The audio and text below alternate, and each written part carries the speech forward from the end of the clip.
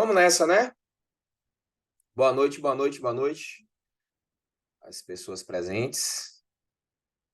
Vamos falar um pouco hoje, dar continuidade, na realidade, aos nossos estudos aqui na área da termologia, física térmica, tá? A partir do próximo mês, mais ou menos, a partir de meados de outubro, a gente vai começar a mudar um pouco a nossa linguagem aqui em relação a alguns aspectos do que a gente está estudando. Por quê? Porque a análise que a gente fez na base de dados do Enem, nos microdados do Enem, permitiu que a gente conseguisse identificar alguns padrões dentro das competências e habilidades da prova, de modo que a gente pode estabelecer hoje um escalonamento de questões. E isso vai ser muito útil para vocês. Por quê? Porque a gente vai fazer uma classificação das questões em níveis P1, P2 e P3, PA, PB e PC, na realidade, de modo que vocês terão a capacidade de, ao abrir a prova do Enem, identificar quais serão as questões de física que devem ser prioritárias, quais serão as questões que você deve deixar para segundo e terceiro plano. E isso vai ser essencial na hora de montar a sua estratégia de resolução para você conseguir melhorar e maximizar a coerência dos seus acertos. Então, basicamente, a gente vai começar a falar na nossa revisão final sobre coerência da prova. E não só para a prova de física, como para toda a prova de ciências da natureza. Eu vou trazer para vocês aqui informações muito valiosas, que quem for para a prova com essas informações na cabeça vai estar saindo na frente de muita gente, certo? Então, vamos com tudo, vamos para cima, vai dar certo. Tá chegando no final, não desanime.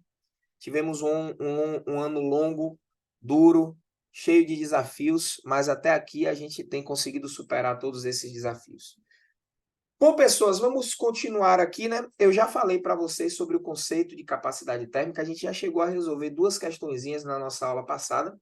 A gente vai dar uma consolidada aqui nessa aprendizagem, né?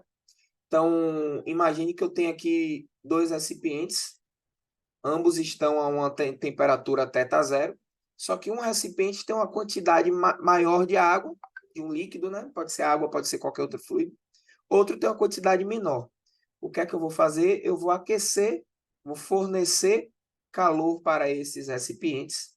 E aí eu percebo o seguinte, ó.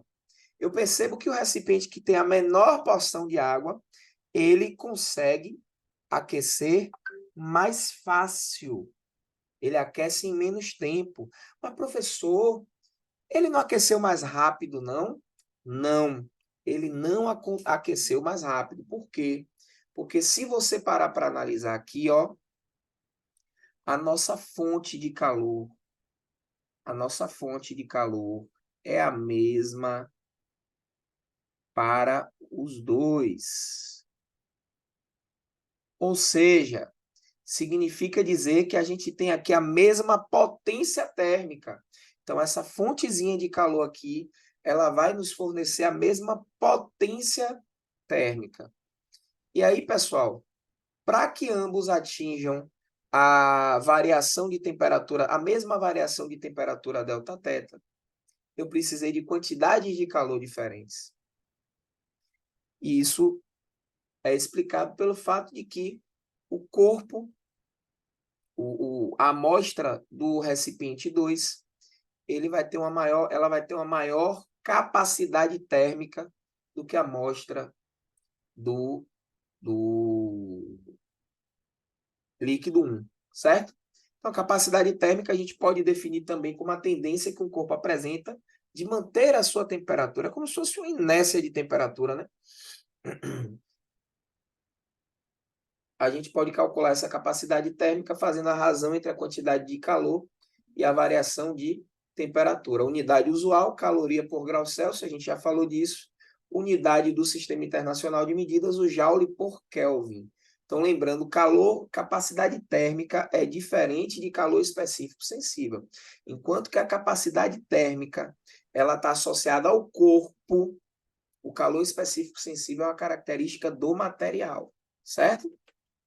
É muito parecido com a ideia de densidade e massa específica. Densidade é uma característica do corpo, massa específica é uma característica do material. Então, tenham sempre isso em mente, certo? Bom, o corpo que tiver maior capacidade térmica, ele vai demorar mais para esquentar e também vai demorar mais para esfriar, certo? Opa. Bom, já o calor específico sensível, o que é que eu vou fazer? O que é esse calor específico sensível? A gente vai perceber que a razão, se eu tenho a mesma substância, essa razão entre a capacidade térmica e a massa do corpo, né, que é feito da mesma substância, essa razão vai ser uma constante. Então, tem lá 200 ml de água. Se eu pegar a capacidade térmica de 200 ml de água e dividir pela massa de 200 ml de água, é a mesma coisa, o resultado que eu vou obter vai ser o mesmo se eu pegar 2 litros de água e pegar a capacidade térmica de 2 litros de água e dividir pela massa de 2 litros de água. Se eu fizer essa razão, eu vou obter o mesmo resultado. Esse valor constante é uma característica do material água, da substância água. E essa característica a gente chama de calor específico sensível, tá? Característica da substância, certo? Então, calor específico sensível pode ser compreendido também como a capacidade térmica dividida pela massa, ou a gente pode estabelecer aqui o seguinte, né? A gente pode dizer que, por exemplo, calor específico sensível da água líquida, né? Isso é 1 caloria por grama vezes grau Celsius. Como é que eu leio essa informação? Isso é muito importante, viu, gente? Vocês precisam aprender a ler a informação. Quando eu olho para essa informação, eu estou dizendo aqui o seguinte, que se eu quiser aumentar ou diminuir 1 grau Celsius na água, para mais ou para menos, para cada grama de água, para cada 1 grama de água, o custo em calor para fazer isso vai ser de 1 caloria. E como esse calor ele está associado à mudança de temperatura, calor associado à mudança de temperatura, ele é sensível. Então, o calor específico sensível, ele vai me fornecer essa informação, né, do custo. Uma definição que eu gosto bastante de calor específico sensível é a seguinte, é você dizer que, vou anotar a tela aqui, você pode dizer que é a quantidade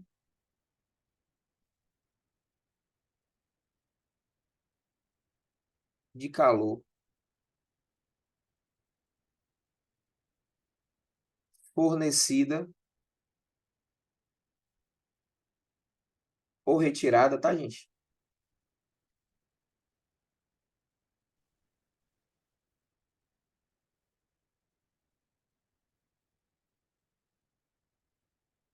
Fornecida ou retirada.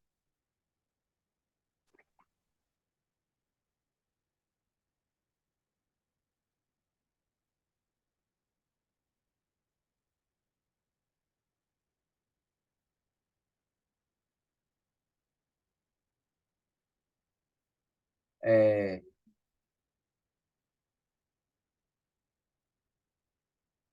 a uma unidade de massa de um material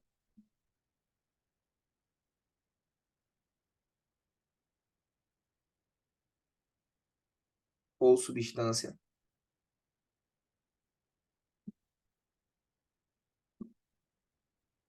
promovendo-lhe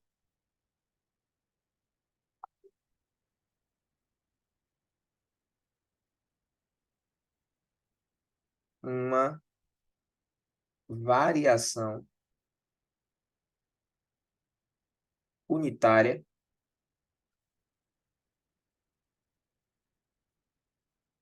de temperatura.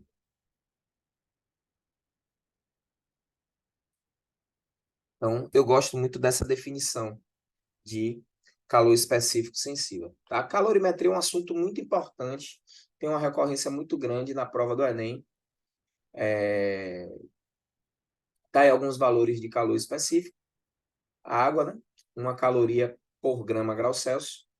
O gelo, ó, 0,5 caloria por grama grau Celsius. Ou seja, se eu pegar 1 grama de gelo e quiser aumentar ou diminuir 1 grau de temperatura de 1 grama de gelo, eu vou precisar fornecer 0,5 calorias de calor. Olha aqui, ó, uma rocha.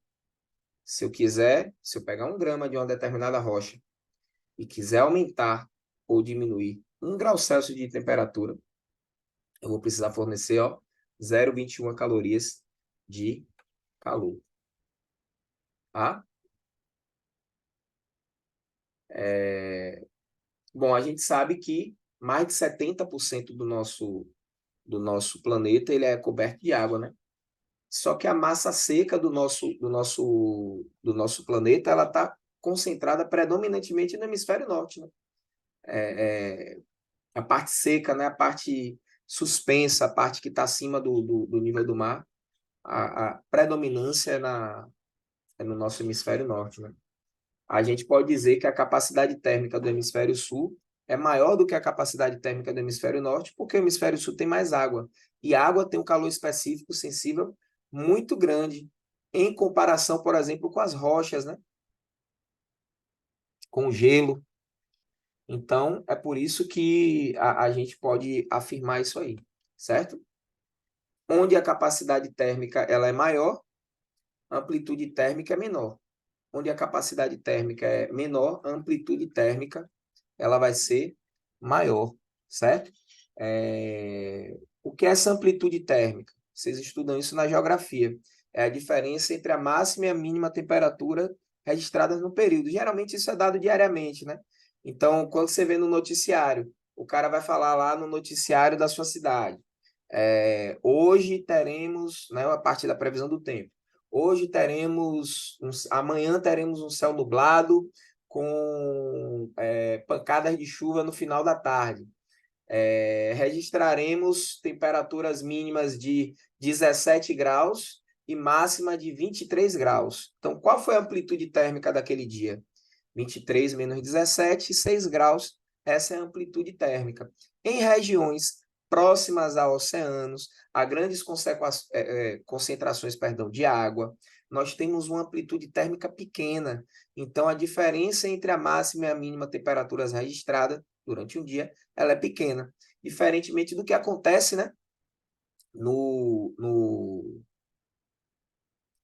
nas regiões, por exemplo, de deserto, que são regiões geralmente continentalizadas, né, em centro de continente, por exemplo, né?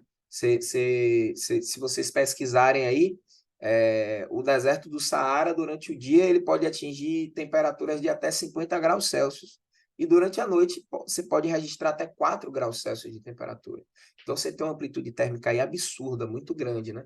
Por quê? Por causa desse efeito. Você vê que aquilo que aquece fácil, resfria fácil. Em contrapartida, aquilo que é difícil de aquecer, vai ser difícil de resfriar. Beleza, gente? Durante o dia, quando a gente vai para a praia, a gente percebe que a areia fica quente logo, mas a água do mar, ela está geladinha, não é? Quando você vai para o período da noite, aí você observa o contrário. A areia da praia, ela fica logo fria, e a água do mar é que fica quentinha. Por que que isso acontece? Porque a água do mar, ela tem uma capacidade térmica maior do que a areia da praia. Se eu tenho uma capacidade térmica maior, eu vou ter uma maior dificuldade de aquecer. Em contrapartida, vou ter uma maior dificuldade de resfriar. Já quem tem a capacidade térmica menor vai ter uma maior facilidade de aquecer e de resfriar. Ok, pessoal? Querem perguntar alguma coisa? Perguntem, se manifestem, digam aí. Até aqui alguma dúvida? Ou não? Não, né? Bom, essas duas questões aqui eu acho que eu já resolvi na nossa última aula. Eu quis retomar essa parte aí de capacidade térmica. E por isso que eu trouxe essas duas questões. Perdão, voltei no slide, certo? Bom, galera, é o seguinte. Quando a gente tem a formação, por exemplo, de uma molécula como a molécula do gelo, né, que é um sólido.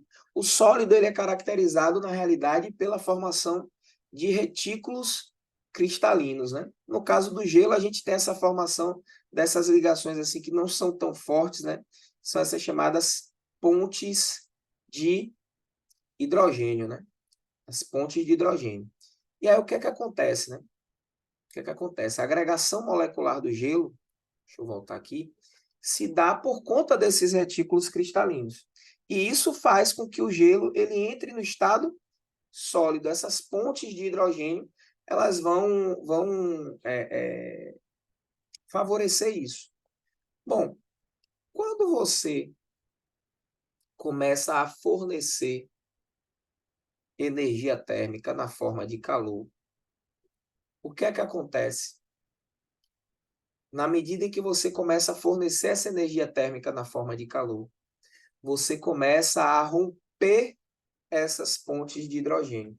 Essa energia térmica ela é capaz de romper essas pontes de hidrogênio que põem o gelo nessa condição de estado, põe a água, né, no caso, nessa condição de estado sólido.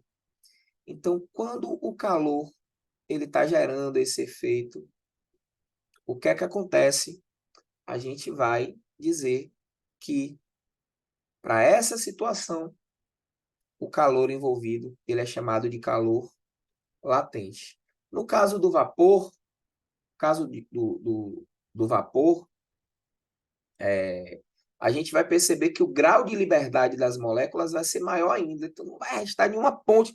Lembra aquelas pontezinhas de hidrogênio? Não vai restar nenhuma. As moléculas vão ter um grau de liberdade muito maior quando elas estão no seu estado de vapor. Galera, eu vou pegar só uma aguinha aqui rapidão e já volto.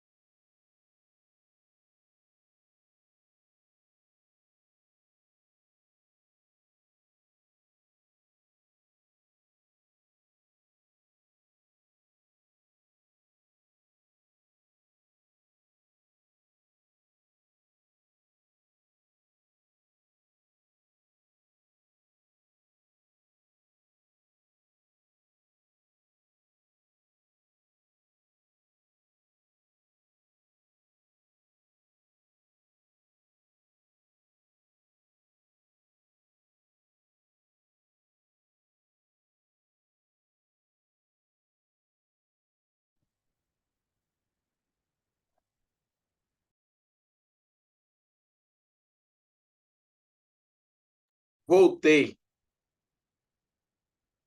Rapaz, gente, se tem uma coisa que o físico, o físico, bom físico, viu? É medroso. Todo bom físico, ele é medroso. Por quê? Porque saber as leis da física e as suas consequências nos impõe essa condição. Sabiam? Eu estava passando agora na sala, né? Minha esposa está assistindo o noticiário, e aí eu vi uma mulher, ela foi arremessada de um brinquedo em Pernambuco, aqueles brinquedos que você sobe, que ele sobe, você senta numa cadeirinha, né? Você fica sentado numa cadeirinha, ele sobe e fica girando, né? As pessoas lá naquele brinquedo girando. Eu só consigo pensar no quê? Na inércia. Opa, se uma cadeirinha dessa aqui se desprende, um cinto desse aqui se desprende, por inércia, eu vou sofrer um lançamento aqui horizontal, oblíquo, algum tipo de lançamento, algum movimento desse sob a ação da gravidade. Vou adquirir uma energia cinética brutal, me esborrachar todo no chão e provavelmente a chance de sobreviver de um negócio desse é pequena. E aí eu vi que as pessoas, mas as pessoas que desconhecem a lei da física, não, eu vou nesse brinquedinho, que é isso? Tá tranquilo. Eu, Thalisson, não vou. Inclusive, vou confessar uma coisa para vocês aqui, viu? Morro de medo, tenho pavor de avião. Morro de medo. Morro de medo de avião. Ah, professor, mas o avião é um dos meios de transporte mais seguros do mundo, professor. Você quase que não vê acidente de avião. Tem muito mais acidente de carro. Concordo, concordo. No entanto, a coisa mais difícil do mundo é você ver no noticiário assim, um avião caiu e houveram sobreviventes. Tô mentindo? Não é assim? Quando o avião cai, geralmente o que é que acontece? Morre todo mundo, não fica ninguém para contar a história. Por quê? A energia de uma colisão dessa é absurda, né? Absurda. Então, a gente vê até por exemplo, o acidente do avião da Marília Mendonça. O avião nem explodiu, né? Não ficou nem tão despedaçado assim. Mas todos os ocupantes morreram, né? Estavam no avião. Então, uma carga, uma dissipação de energia muito grande. Mas vamos lá, vamos seguir aqui nossa brincadeira. Eu vou mostrar para vocês aqui um diagrama de mudança de fase para uma substância pura. Isso aqui é uma curva que ela sempre aparece nos vestibulares e você saber ler e interpretar essa curva é importante, certo? Então, imagine aqui que há uma temperatura, determinada temperatura θ0, o corpo ele esteja no estado sólido.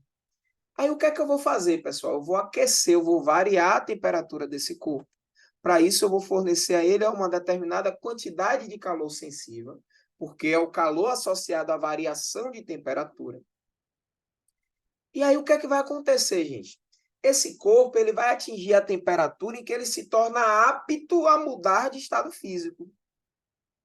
Nessa temperatura em que ele está apto a mudar de estado físico, a gente diz que vai iniciar um processo de mudança de estado. Durante esse processo de mudança de estado, o calor que eu vou estar fornecendo aqui, para que esse corpo ele mude de estado, realize essa mudança de estado que nós denominamos de fusão, a passagem do sólido para o líquido, é um calor que a gente vai chamar de latente. Então, vocês já sabem que o calor latente é o calor associado às mudanças de estado físico.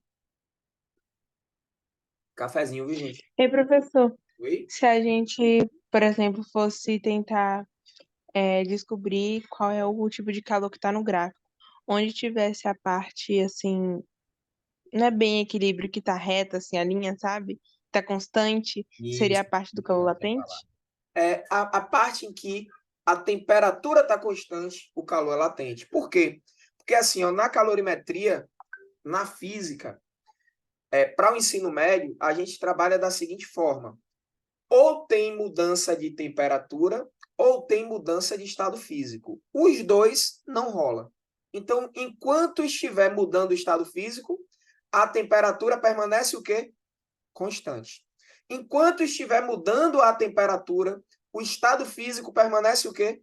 Constante. Então, como você observou aí, onde a temperatura está constante, o calor envolvido nesse processo é um calor latente. Bom, aí beleza, ó, eu já fundi todo esse material, ou seja, já virou líquido.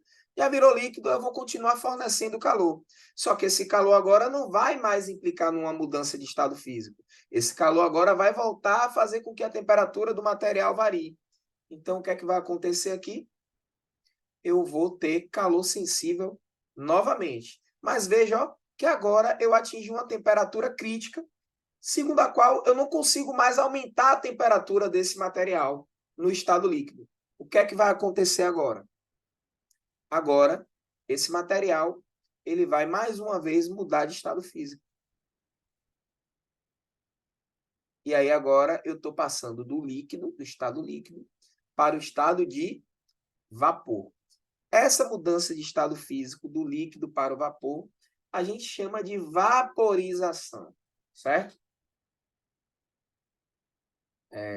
Vocês sabem que a vaporização, gente, ela pode acontecer em 3 níveis, né? Não é, gente? Vocês sabem disso? São 3 tipos de vaporização. E aí depois eu posso aquecer o vapor. Posso aquecer o vapor. Posso resfriar o vapor. O calor que eu vou usar para isso aí vai ser sensível. Bom, esses processos aqui que eu trabalhei aqui, ó, são todos processos em que o corpo está recebendo ou cedendo calor, gente. Subindo a escadinha desse gráfico, o corpo, o material aí, a substância aí, está recebendo calor ou cedendo calor? Me responda, por favor.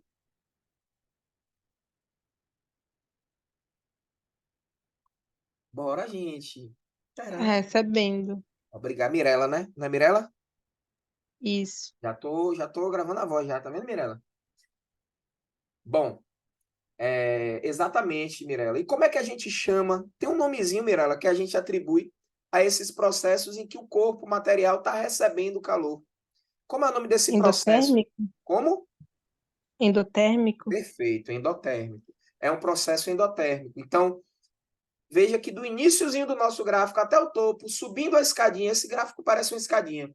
Subindo essa escadinha, eu tenho um processo endotérmico. O corpo está recebendo calor para que isso aconteça. Agora vejam lá, ó.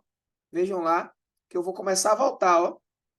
Ó, resfriei o vapor até ele atingir a temperatura de mudança de estado, do estado de vapor para o estado líquido. Quando ele começa essa transformação, ó, eu estou resfriando ele mais ainda, só que agora eu tenho a condensação do vapor. Opa, agora ele já está líquido. Chegou no estado líquido, o que é que eu vou fazer? Vou resfriar ele. Ele chegou agora na temperatura em que ele está apto a mudar de estado físico novamente. Agora, o que é que eu vou fazer? Mais uma vez, o que é que eu faço? Mudo o estado físico dele, né? Solidificação. E depois que ele solidifica, eu vou e continuo resfriando até ele voltar àquela temperatura inicial. Nesse caso agora, o corpo está cedendo, ele está perdendo, ele está doando calor. Agora, eu tenho um processo que a gente vai chamar de exotérmico, certo? Exotérmico.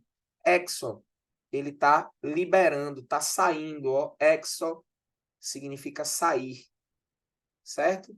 Térmico, energia térmica. Então, está saindo a energia térmica do corpo, ele está liberando calor, certo? Lembre da Bíblia, Êxodo. Êxodo. O êxodo, ele representa a saída, né, do povo. Então, na geografia também, o êxodo rural. O que é isso? Né? É quando as pessoas saem da zona rural e vão para as cidades, né? Os centros urbanos. Então, a gente chama isso de êxodo rural, não é? Saída do campo. Então, térmico, tá saindo calor. Endotérmico, tá entrando calor, tá recebendo calor, ok? Beleza?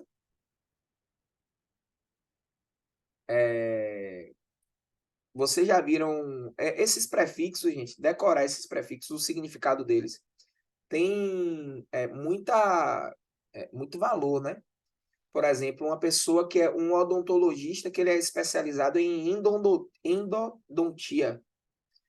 É aquele cara que é especialista na parte interna do dente, né? Ele vai fazer aquele tratamento na parte interna, por exemplo, quem faz um canal, né? Faz aquele tratamento na raiz do dente.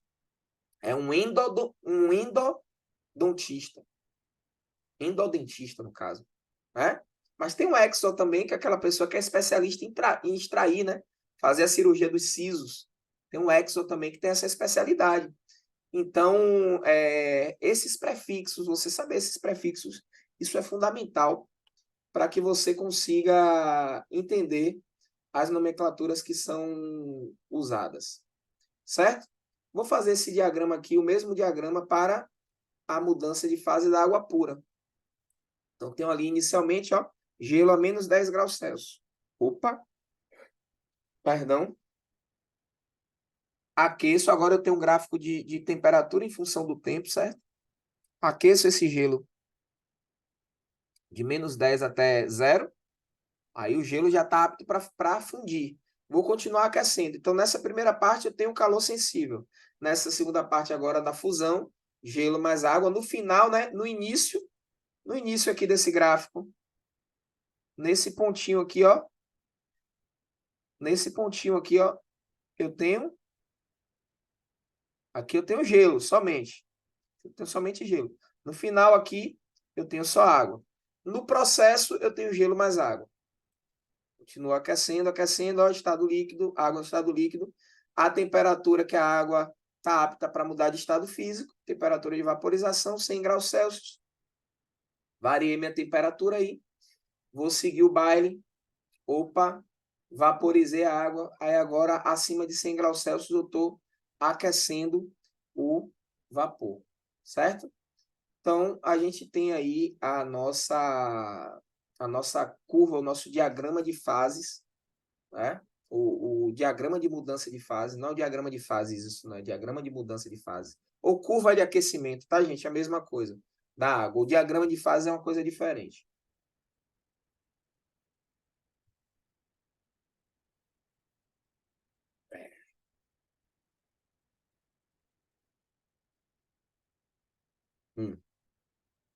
Bom,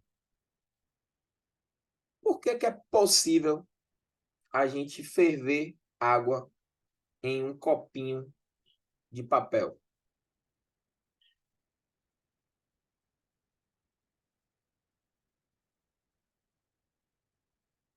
Se a gente parar para analisar, a gente vai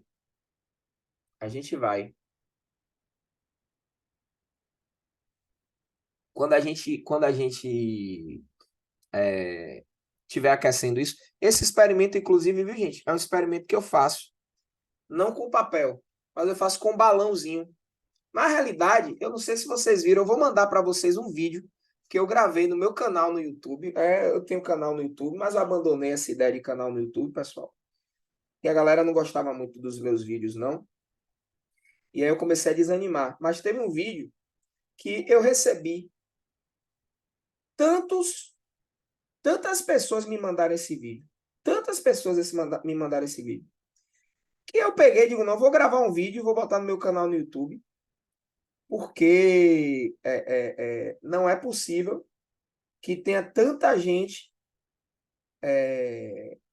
Olha, eu tô falando aqui, eu tenho um canal no YouTube. Vocês usam meu canal no YouTube para assistir as aulas. Viajei aqui agora. Mas tanta gente me mandou esse vídeo que aí eu decidi gravar. Eu digo, pô, vou gravar alguma coisa para isso aqui, certo? Mandei para vocês. Que é justamente o seguinte: o cara pega um saco plástico, esses de supermercado de colocar verdura, aquele saco transparente, cara enche aquele saco plástico com água, joga na churrasqueira e o saco plástico, ele simplesmente não queima. O saco plástico não queima e a água ferve dentro do saco plástico. O saco não queima. Aí muita gente me mandou, isso é possível, isso é verdade, isso é real? Pode acontecer? Pode, porque a água tem um alto calor específico, então as porções de água vão ter uma alta capacidade térmica. Em virtude disso, a água vai absorver muito calor, para que ela tenha uma variação de temperatura significativa. É muito calor que ela vai precisar. Então, o que é que vai acontecer? Para você queimar, no caso aí do papel, ó, você precisa de 233, você precisa atingir essa temperatura de 200, a temperatura de combustão, né? 233 graus Celsius. Se eu não me engano, o saco plástico, a temperatura de combustão dele é um pouco menor, mas ainda assim é maior do que 100 graus. Então, quando você coloca ali em contato com o braseiro, né? A água ela vai estar recebendo o calor e aquilo ali, aquela mistura saco plástico água, ela vai demorar para atingir a temperatura de combustão do saco plástico, né? Eles vão trocar calor, vai atingir a temperatura de ebulição, de vaporização da água, você ainda vai continuar, depois que vaporiza a água, você ainda vai continuar fervendo o vapor para depois você conseguir furar o saco plástico. Demora bastante. Então, eu explico tudo direitinho no vídeo. Depois vocês dêem uma assistida, certo? Pode ser útil para vocês aí nessa jornada. Talvez vocês até já tenham recebido esse vídeo de um cara, não coroa, que joga esse saco plástico com água no braseiro e o saco plástico, ele não queima. O saco plástico com água, né? Bom, o que é esse calor latente, professor? É o calor que vai ser trocado pelo corpo durante o processo dele de mudança de fase e mudança de estado físico, certo?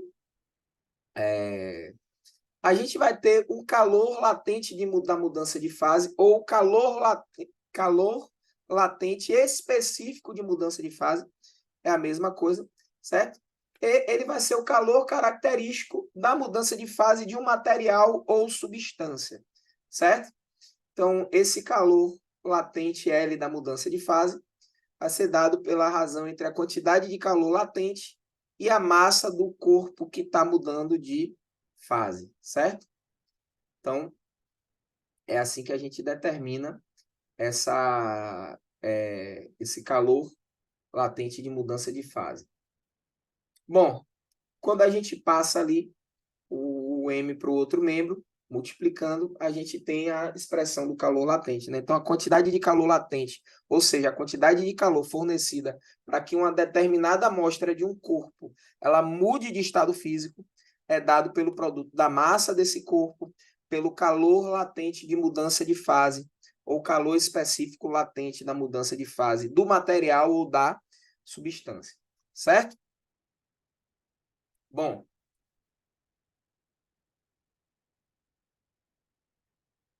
galera,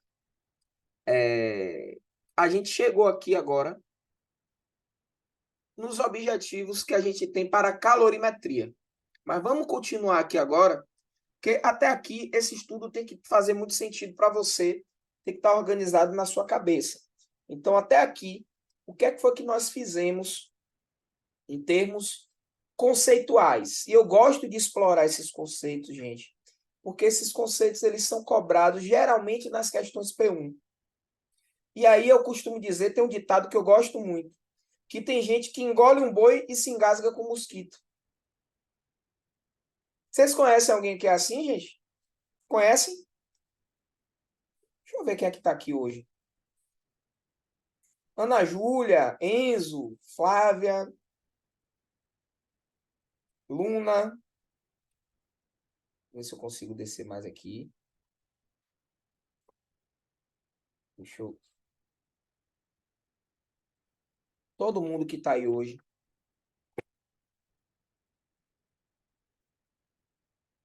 Deixa eu ver aqui.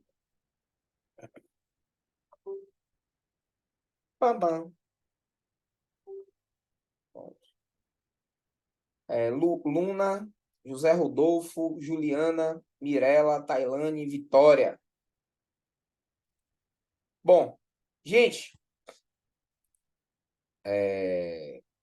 vocês conhecem pessoas assim? Mirela tá dizendo aqui, às vezes eu sou assim. Ó, pessoal, tem gente que é assim, ó, que você faz uma coisa com ela, que é uma besteirinha, a pessoa fica enfesada, né? Injuriada com você. Aí, quando você faz uma coisa que você acha que a pessoa vai se irritar, a pessoa fica de boa. Não, não foi nada, não. Tranquilo, de boa. Né? Ou seja, a pessoa, ela engole um boi e se engasga com mosquito. Tem gente que faz isso no Enem. Como assim, professor? Tem gente que engole um boi no Enem e se engasga com mosquito. Ou seja, a pessoa, ela tanca uma questão difícil pra caramba, mas ela erra uma questão boba, que é reflexo de um domínio conceitual simples e raso. Isso pode acontecer, meu prof? Não pode acontecer. Por quê? Porque isso não é coerente. O coerente é você engolir o mosquito e se engasgar com o boi, e não o contrário. Então, vocês precisam entender de uma vez por todas que o foco de vocês, de agora, daqui para frente, nessa reta final, fazendo esse ajuste fino, o foco de vocês precisa ser, agora, mais do que nunca, concentrar em conteúdos que vão lhe render os acertos fáceis, principalmente. Certo? E aprender a mapear essas questões. Vai ser o que a gente vai estar falando quando a gente entrar na nossa revisão. Mas vamos lá, ó, segue o baile aqui. Bom, já vimos as escalas de temperatura, como temperatura é medida, a diferença entre calor e temperatura. Já vimos que o calor ele pode estar envolvido em processos de mudança de temperatura ou mudança de estado físico.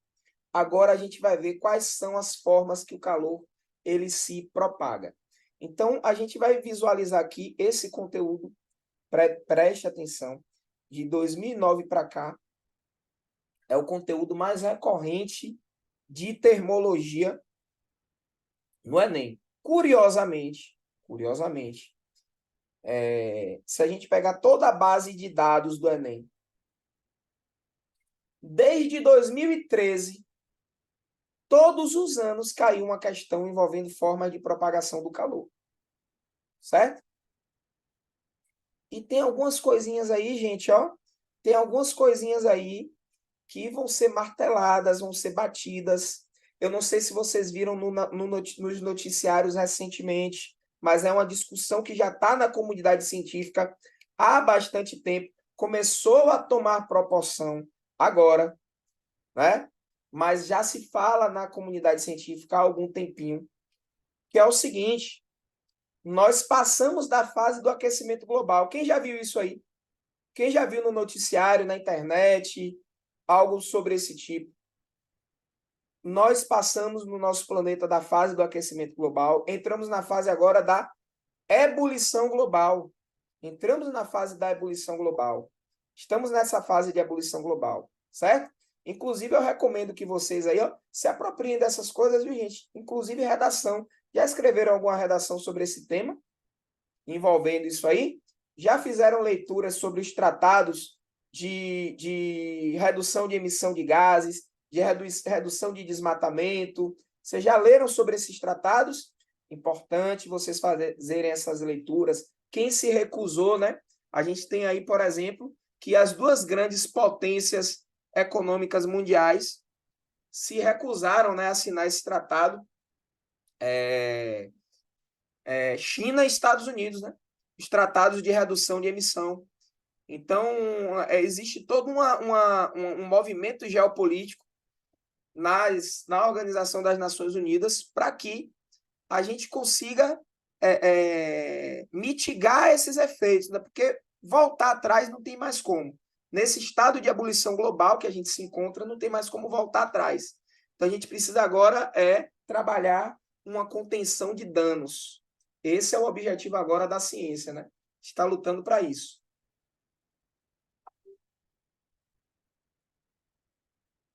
Bom, então, em virtude disso, de todo esse pano de fundo, essa é uma temática extremamente recorrente. Essa é uma temática que vai ser muito cobrada, que vai aparecer, que vai exigir de você entender como é que funcionam esses processos de transmissão, de propagação do calor, certo? E a gente tem 3 formas. Primeira forma, a condução. Ela ocorre predominantemente nos sólidos, tá, gente? Coloquei ali nos sólidos como uma generalização, mas, por exemplo, a gente vai ter condução de calor no vidro. Embora o vidro não seja um bom condutor de calor, mas ele vai conduzir calor, mesmo que mal. Tem bons condutores e maus condutores. O vidro é um condutor de calor. Só que o vidro ele não é considerado um sólido, ele é considerado um material amorfo. Então, a gente vai ter condução de calor no vidro, a gente coloca lá nos sólidos, porque a ideia que a gente tem é que o vidro ele está no estado sólido, né? Mas, fisicamente, a rigor, a gente vai tratar o vidro como um material amorfo. A convecção, ela ocorre nos fluidos, líquidos e gases, e a irradiação, né, ocorre nos meios materiais e no vácuo. A gente vai agora entender de maneira destrinchada para que, quando eu finalizar essa parte do conteúdo, das formas de propagação, vocês tenham a capacidade de saber identificar em que caso eu tenho condução, em que caso eu tenho convecção, em que caso eu tenho irradiação térmica, certo? Isso vai ser fundamental. As questões no Enem, elas exploram bastante isso aqui, tá? O material que eu organizei, inclusive, eu fiz uma separação aqui em que a gente vai estabelecer uma divisão bem coerente acerca dos conteúdos e da forma com que esses conteúdos eles são cobrados, certo? Vamos lá. Então, propagação do calor por condução. Ó, eu vou pegar aqui uma barrinha de um determinado material, pode ser uma barra de ferro, pode ser uma barra de vidro, enfim, uma determinada barra de um determinado material. Coloco a vela de um lado, né, gente? Começa a aquecer, olha o tempo passando, olha o tempo passando. O que é que acontece? O calor, ele começa a fluir do lado que está em maior temperatura para o lado que está em menor temperatura, né? O fluxo de calor, né, a gente chama isso de gradiente também, de temperatura, vai ser sempre da maior temperatura para a menor temperatura. A maior temperatura eu chamei ali de teta quente e a menor temperatura eu chamei de teta fria. Então, você tem um lado, uma face quente, uma face fria, e o calor ele está fluindo, né? Certo? Então, o que é que vai acontecer? No regime estacionário, o fluxo de calor ele vai ser um fluxo de calor constante. O que é fluxo de calor, gente? Quantidade de calor que está fluindo, que está atravessando o material, esse material sólido, no decorrer do tempo. Só que a gente tem um fluxo de calor aí por condução térmica. E o que é que significa dizer que o calor ele fluiu por condução térmica? Basicamente, você vai ter que o calor vai passar, vai atravessar esse material sem levar matéria consigo. Então, o calor ele vai interagir com a matéria, mas a matéria ela não vai acompanhar o fluxo de calor, certo? Ela não vai seguir esse fluxo de calor. Ela vai permanecer na localização dela geográfica ali, onde ela está, e o calor vai simplesmente passar por ela. Se vocês pararem para analisar, tem uma analogia bem interessante que a gente pode fazer, que é como se fosse a ola. É como se fosse uma ola. Quando o pessoal faz aquela ola no estádio, né? Uma pessoa levanta a mão, aí depois vai a pessoa do lado e vai. Você pensa que não, o estádio inteiro ele fez o movimento da ola. É algo muito parecido o que acontece aqui, certo? A gente vai ter aí o fluxo de calor por condução. Só que existe uma lei que rege esse fluxo de calor por condução, que a gente chama de lei de Fourier. E a gente vai falar dessa lei de Fourier aqui agora. Bom, fluxo de calor, a ideia de fluxo de calor é a quantidade de calor que está atravessando um determinado material, uma determinada fonte térmica por segundo. A gente pode entender isso também como uma potência térmica, certo? O significado físico dessas coisas vai ser algo muito equivalente. Bom, a unidade usual disso, caloria por segundo. A unidade do sistema internacional, já olho por segundo, que é o watt, né? O watt é a unidade de potência. Por isso que a gente pode chamar fluxo de calor de potência térmica sem nenhum tipo de constrangimento. Então, imagine que o calor, ele percorreu essa distância Ezinho aí. A gente vai dizer que é a espessura do condutor, saindo do lado que está na temperatura maior, que eu representei como a temperatura quente, indo para o lado que está a temperatura menor, eu representei como temperatura fria, né? Esse condutor tem uma área ele tem uma área de corte que eu vou chamar de A, e aí a gente vai poder utilizar uma lei chamada de lei de Fourier, que vai estabelecer que o fluxo de calor ele vai depender de uma constante, vai depender dessa área de corte, vai depender da diferença de temperatura entre as duas faces do condutor e vai depender também da espessura do material que está sendo utilizado. Então, o fluxo de calor vai ser igual a K, que é a condutividade térmica do material, A, que é a área de corte, a área de contato, né? Delta θ, que é a diferença de temperatura, dividido por E, que é a espessura do material. Isso tem que ser muito intuitivo para você. Preste atenção aqui, ó. Se eu pegar essa caneta, imagine que essa caneta ela seja um material condutor. Eu começo a aquecer aqui, gente, ó. Começo a aquecer nessa ponta. Depois de um certo tempo, o calor chega na minha mão, certo? Se eu pegar agora e disser, pegar o mesmo material, ó, mesmo material, só que agora o tamanho é menor, a espessura é menor, e começo a aquecer. O calor chega na minha mão, ele vai chegar na minha mão mais rápido. Por quê? Porque a espessura é menor. Se a espessura é menor, o fluxo de calor ele é um fluxo maior, certo? Ou seja, o fluxo ele é inversamente proporcional à espessura. Outra coisa, ó, preste atenção nisso aqui. Se você pegar, vai passar roupa, né? Geralmente, o que é que a gente faz, gente, para ver se o ferro já está quente? Toca a pontinha do dedo, né? Ninguém vai com a mão espalmada. Por que a gente não vai com a mão espalmada? Intuitivamente, a gente já sabe que com a mão espalmada, a área de contato é maior, olha aí, a área de contato, logo o fluxo de calor vai ser maior. Você vai, como vai ter mais calor fluindo por unidade de tempo, você vai queimar sua mão. Você vai queimar sua mão. Outra coisa que muita gente me pergunta, Thalisson, quando eu vou gelar a cerveja, é melhor colocar a cerveja deitada na geladeira ou em pé? E aí, gente? Deitada ou em pé? Qual é a melhor? Deitada aumenta a área de contato, né? Perfeito. Deitada, aumenta a área de contato. Como aumenta a área de contato, você aumenta o fluxo.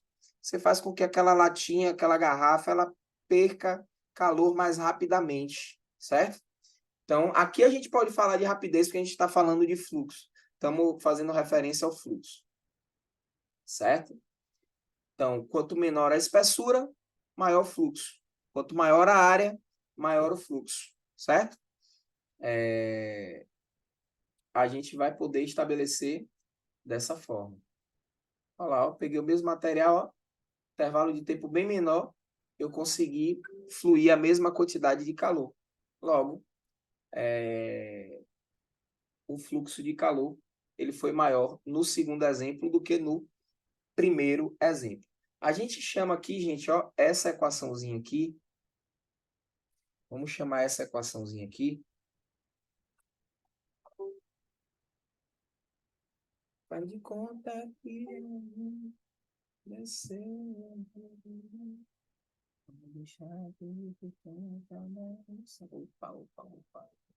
Aqui, ó. Chamamos essa equaçãozinha aqui, ó, de lei de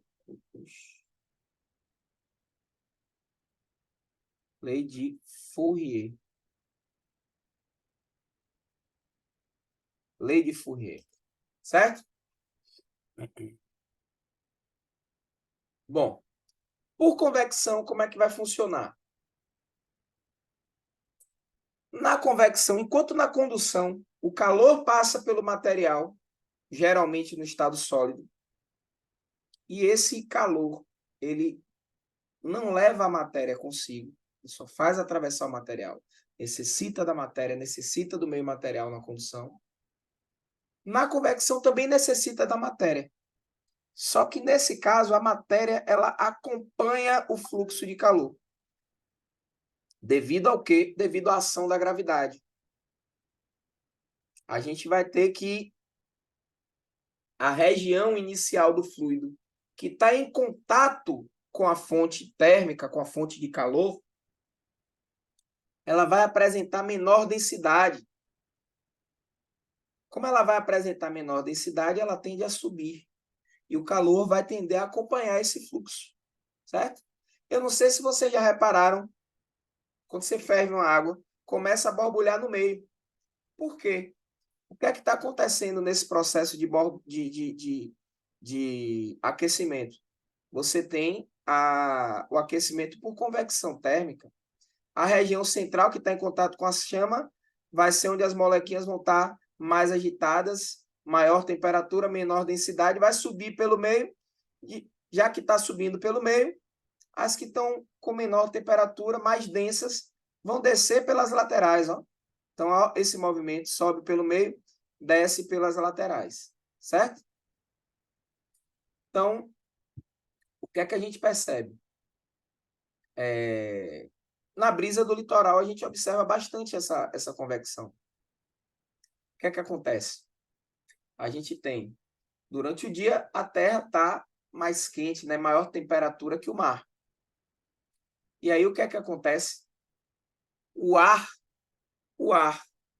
quente, ele vai subir na região da Terra. Ele vai subir na região da Terra. E isso vai fazer com que o ar frio, que está em contato com o oceano, ocupe isso. E você gera essa corrente de convecção. É por isso que a brisa marítima, ou brisa maral, né? Ela sopra do mar para o continente. E isso geralmente durante o dia. Já à noite a gente percebe a inversão disso. Por quê? Porque à noite o mar está mais quente que a Terra. A Terra está mais fria que o mar. Então a gente vai ter a brisa chamada de brisa terrestre ou brisa terral. É a brisa soprando do continente para o mar. Pessoal, isso vai agir, interferir diretamente na amplitude térmica da região, certo? Cidades como Salvador são cidades que têm pequena amplitude térmica, é o caso de cidades litorâneas. Por quê, professor? Por causa do efeito da maritimidade. A gente chama isso aí, esse efeito aí dessa brisa de maritimidade, é um efeito que vai ser termorregulador.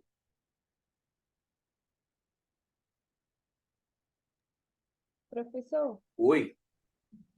licença, o fenômeno que tem que a Lua interfere, eu não sei nem se tem muito a ver com o assunto, mas é porque eu fiz uma questão, até eu lembrei. Hum. E o que a Lua interfere no... Ai, me fugiu o nome na cabeça. Nas marés. Nas marés. O senhor pode comentar, por favor? Posso. O que é que vai acontecer? A Lua ela está orbitando a Terra, certo? Essa mão aqui é a Terra.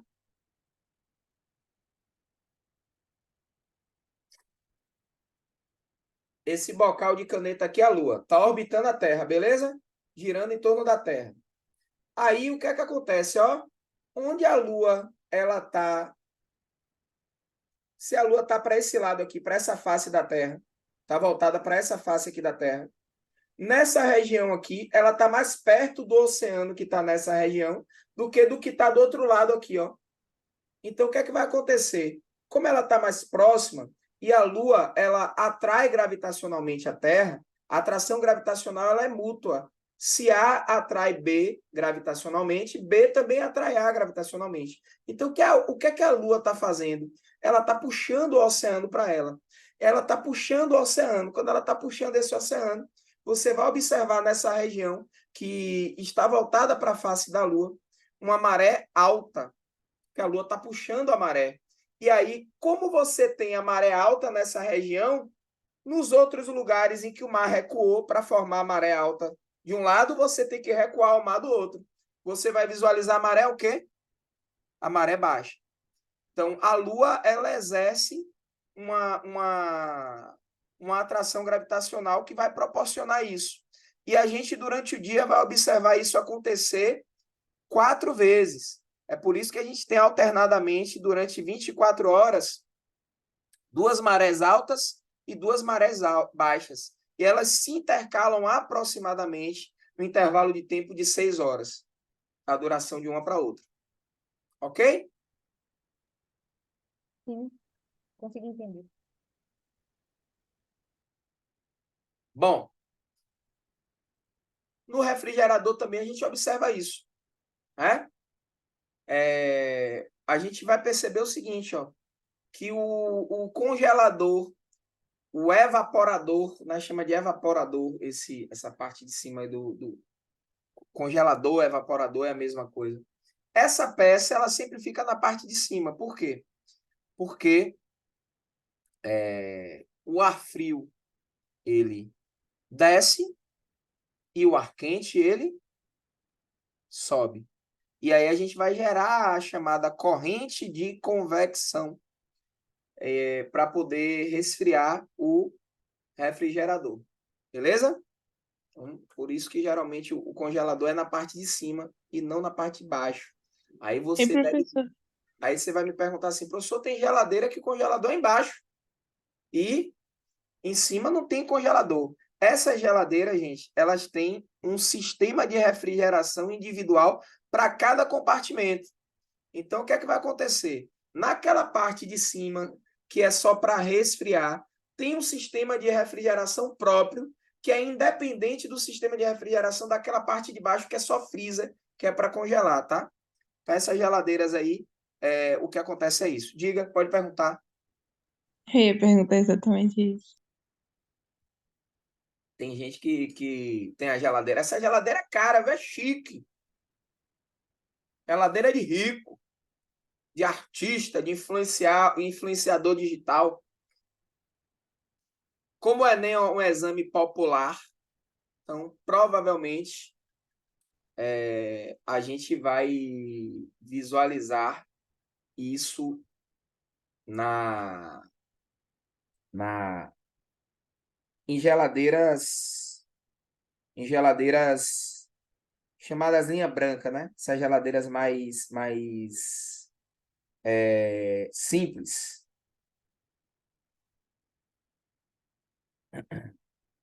Certo?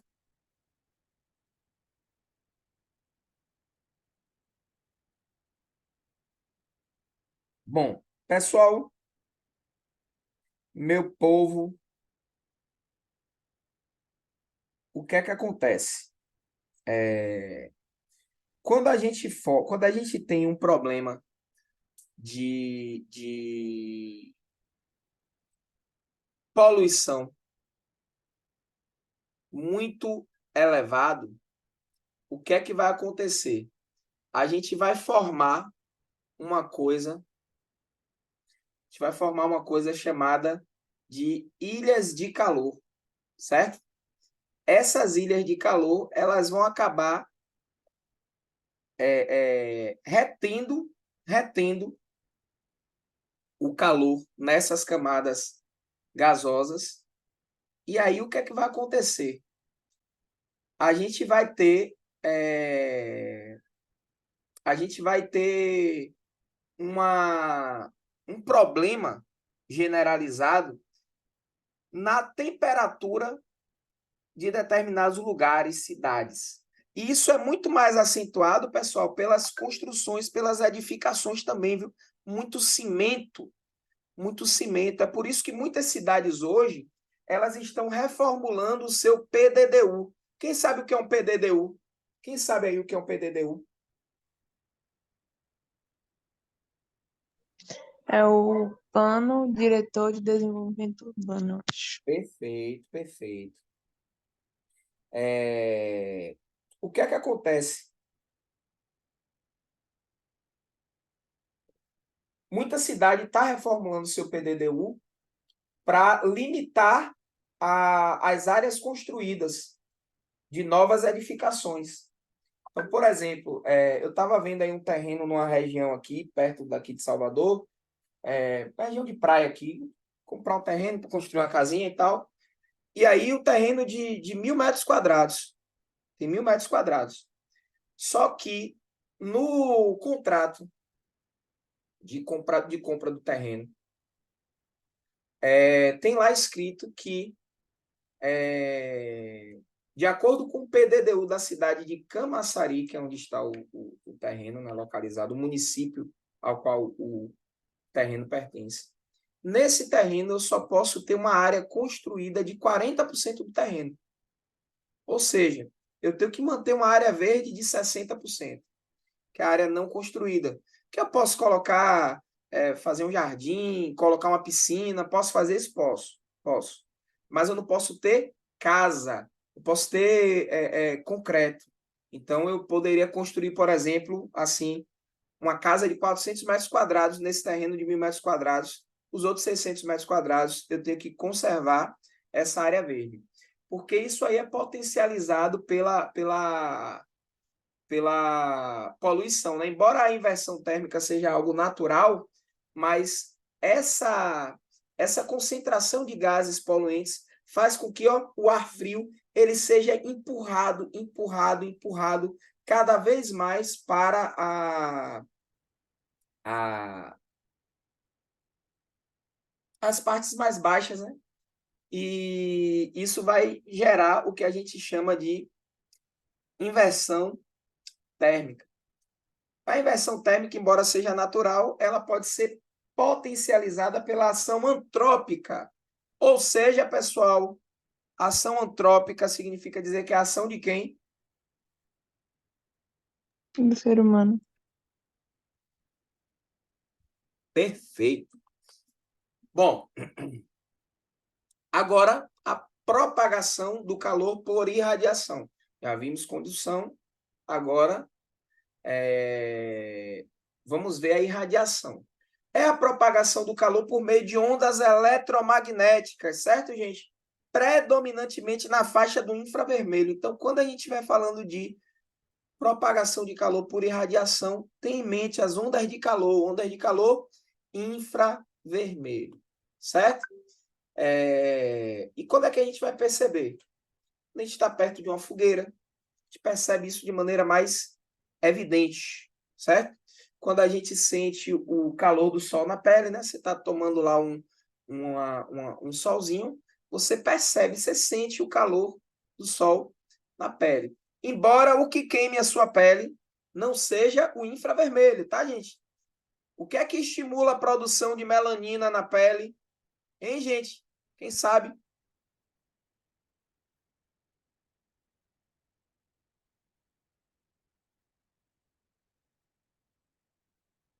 Isso já caiu no Enem.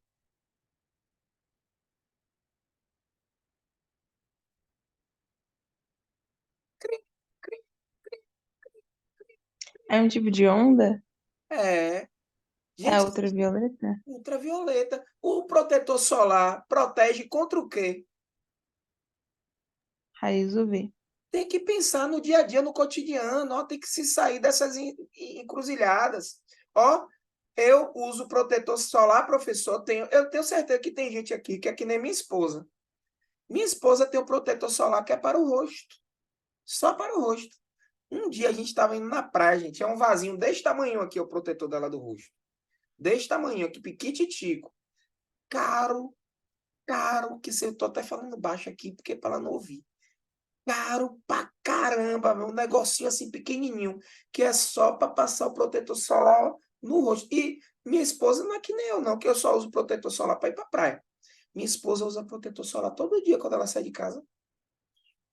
Passa protetor solar todo dia. E o protetor do rosto e o protetor do corpo, né? Os braços e tal. Uma vez, meus amigos, a gente estava indo para a praia. Eu peguei, falei assim, amor, onde é que está o protetor solar? Ela está aí na minha bolsa. Aí eu vou passar aqui. Peguei esse protetor dela de rosto, né? Não sabia a diferença. E peguei dela aquela encharcada na minha mão. Estou passando no meu braço, estou passando no corpo todo e tal. Meus amigos, pense que quase que foi uma guerra mundial por causa disso. Que eu usei o protetor de rosto dela, nos braços, nas pernas, em tudo quanto é lugar, né? Mas o que é que esse protetor faz? Ele bloqueia os raios UVA e UVB, que são os raios que conseguem passar da camada de ozônio e chegar aqui. E esses são os raios ultravioleta que vão estimular a produção de melanina na pele, já que são radiações ionizantes. Infravermelho não queima a sua pele, não queima no caso, não estimula a produção de melanina. Pode queimar a pele? Pode, né? Fazer uma queimadura de primeiro e de segundo grau, pode fazer esse tipo de queimadura, o raio infravermelho, né? Mas estimular a produção de melanina não vai fazer isso, gente. O raio infravermelho não vai fazer isso. Quem vai fazer isso é o ultravioleta. Então, quando você vai para a praia que sai com a sua pele bronzeada, o que proporcionou aquilo ali foi o raio ultravioleta, não infravermelho. A gente usa também o infravermelho como detector, né, como sensor. Inclusive, você chega, por exemplo, num lugar e a luz acende. Aqui no prédio tem isso. Tem uma área comum, né, uma areazinha comum, né? No andar que eu moro no 12º andar, tem mais 3 apartamentos no mesmo andar. Então, quando eu vou para essa área comum, que é comum aos 4 apartamentos, no caso, né? Logo quando eu saio, que é onde eu pego o elevador, todas as luzes elas se acendem. Por que essas luzes se acendem? Tem um sensor de presença. Esse sensor de presença, ele capta a radiação infravermelha, né? É um sensor de calor. A gente, durante a pandemia, utilizou bastante um instrumento chamado de pirômetro óptico. O que é o pirômetro óptico? É aquele canhãozinho, ó, que apontava para a testa para medir temperatura quando você chegava no estabelecimento comercial. Muita gente utilizou isso, inclusive tinha gente que estava falando que dava câncer, né? Causava câncer. Meu Deus do céu, o pirômetro óptico causa câncer. Não, não causa câncer.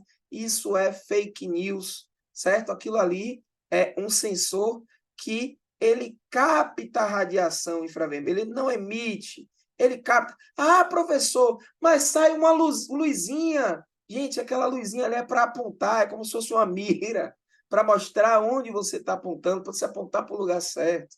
Só serve para isso, certo? Então, fake news, pirômetro óptico não causa, nunca causou e nem vai causar câncer. Beleza? Tem vários sensores. Quando você chega no shopping, a porta abre. Sai do shopping, a porta fecha. Quando você coloca o braço ali no elevador. Tudo isso são sensores, geralmente sensores térmicos, sensor de calor, tá? De radiação infravermelha. A gente tem também, por exemplo, nos postes. Quando a luz do poste ela acende, é porque o sensor ele para de detectar a mesma intensidade de radiação infravermelha vinda do Sol. Então, ele vai e aciona as luzes do poste. Certo? Bom, a gente sabe que o espectro, né, eletromagnético ele é organizado de maneira crescente em relação à frequência, né? Então, abaixo do espectro visível ali do vermelho, a gente vai ter a radiação infravermelha, né? Tá ali abaixo. Lá acima a gente vai ter o ultravioleta. Como eu falei, as ondas de calor, né? Lá em cima a gente tem os raios ultravioleta, raios X, raios gama, raios cósmicos, é o espectro eletromagnético, tá? Então, da mesma forma que o nosso corpo ele é transparente para os raios X e opaco para a luz visível. O vidro ele vai ser transparente para a luz visível e ele vai ser opaco para os raios infravermelhos, certo? Então, o vidro ele não é atravessado pelos raios infravermelhos, certo? E isso vai fazer com que? Vai fazer com que as estufas sejam feitas de vidro.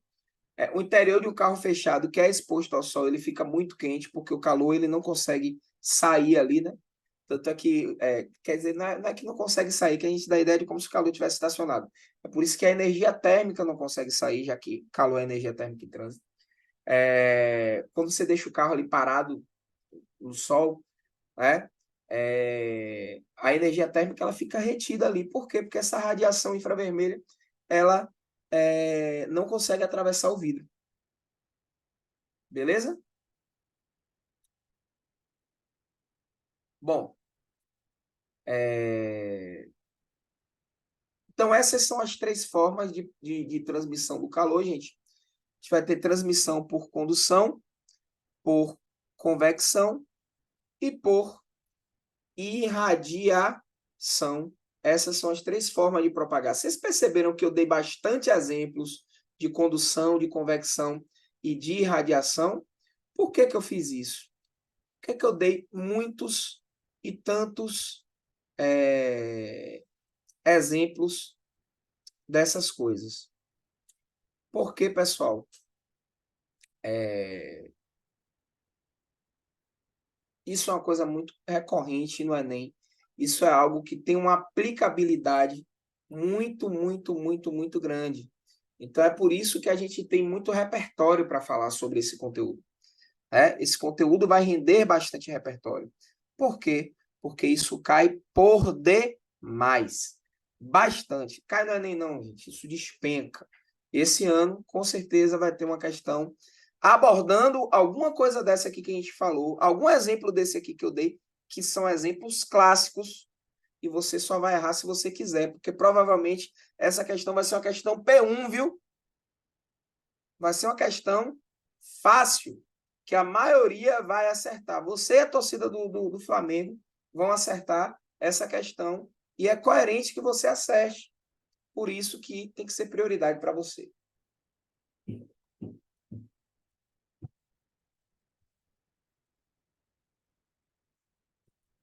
Bom, o que é um sistema termicamente isolado? Um sistema termicamente isolado, gente, é um sistema em que você não vai permitir trocas nem de energia nem de matéria entre o que está dentro desse sistema e o que está fora na sua vizinhança. Então, não entra matéria, não sai matéria. Não entra energia térmica, não sai energia térmica, nenhuma forma de energia. Se o sistema é termicamente isolado, é isso que está acontecendo. Por exemplo, vou dar um exemplo de um sistema aberto. Essa caneca aqui que Thalisson estava tomando água é um sistema aberto. Por quê? Porque é um sistema que está entrando e saindo matéria, né? Aqui, ó, está entrando e saindo matéria, e está entrando e saindo energia. Isso é um sistema termodinâmico aberto. O que seria um sistema termodinâmico fechado? Vou mostrar para vocês aqui agora. Essa garrafinha aqui, ó, ela é um sistema termodinâmico fechado. Certo? Por que, Thalisson? Sai energia e entra energia aqui, ó. Estou tocando aqui, eu estou conseguindo sentir que não é uma garrafinha térmica, tá? Estou conseguindo sentir aqui que o líquido aqui está meio geladinho aqui dentro. Então, estou trocando energia com o que está aqui dentro. Mas não está entrando nem está saindo matéria, gente. Isso aqui está, né, fechado. Não entra e sai matéria. É um sistema termodinâmico fechado. Agora, pessoal, se fosse isolado, a gente não teria nem troca de energia e muito menos de matéria. O que é mais próximo de um sistema termodinâmico isolado é o que a gente chama de garrafa térmica, quente frio. É a coisa mais próxima que a gente tem de um sistema termodinâmico isolado, certo? Uma caixa de isopor é uma coisa que é a melhor aproximação, são as melhores aproximações que a gente tem de um sistema termodinâmico isolado, ou seja, que não permite essas trocas de calor. Então, imagine aqui que eu tenho um sistema termodinâmico isolado. Dentro desse sistema termodinâmico isolado, eu coloco dois corpos. O que é que vai acontecer? Esses corpos têm temperaturas diferentes. Existe um contato térmico entre eles e esses corpos vão começar a trocar energia térmica. E essa energia térmica, eles vão trocar até que suas temperaturas se igualem, ou seja, até que seja atingida o que a gente chama de equilíbrio térmico. Esse calor, essa energia térmica vai fluir espontaneamente do corpo que estava em maior temperatura para o corpo que está em menor temperatura, até que as suas temperaturas se igualem. E a gente vai se valer aqui de um princípio, né? Bom, o corpo B, ele perdeu calor. E o corpo A, ele ganhou calor, certo?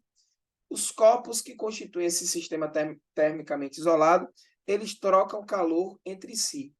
E a energia térmica desse sistema se mantém constante, ou seja, significa dizer que o calor que é recebido por A, mais o calor que é cedido por B, né? A soma dessas quantidades, isso tem que dar zero. Isso aqui é o princípio das trocas de calor. A gente chama isso aqui de princípio das trocas de calor. A quantidade de calor cedida por um corpo mais a quantidade de calor recebida por outro corpo, por outros corpos que estão no sistema isolado. Essa soma dessas quantidades de calor, isso dá zero. Chamamos isso aqui de princípio. Oxi.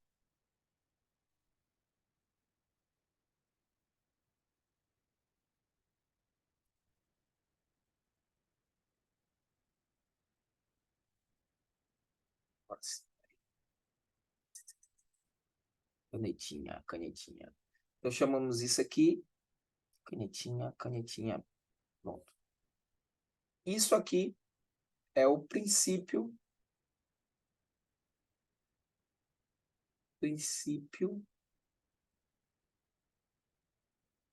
das trocas de calor. O princípio das trocas térmicas, tá, gente? Bom, vamos lá. Se o sistema é termicamente não isolado, né, um sistema aberto, como eu dei exemplo para vocês, os corpos que constituem esse sistema vão trocar calor também com o ambiente externo, certo? E aí, a gente vai ter que, se a gente considera isso, se a gente considerar o meio ambiente também como mais um corpo trocando calor, a gente pode transformar isso em um sistema termicamente isolado, para a gente poder usar o princípio das trocas. Então, a gente teria que adicionar aqui também que o ambiente ele está trocando calor, então tem uma parcela de calor ali associada ao ambiente. Mas quando a gente soma essas quantidades de calor trocadas, essa soma continua dando zero, certo? Então, calor cedido para o meio ambiente, né? A gente vai ter o calor recebido do meio ambiente. Se for um calor cedido para o meio ambiente, a gente considera essa quantidade de calor positiva. Quando for recebido do meio ambiente, a gente vai considerar essa quantidade negativa, certo?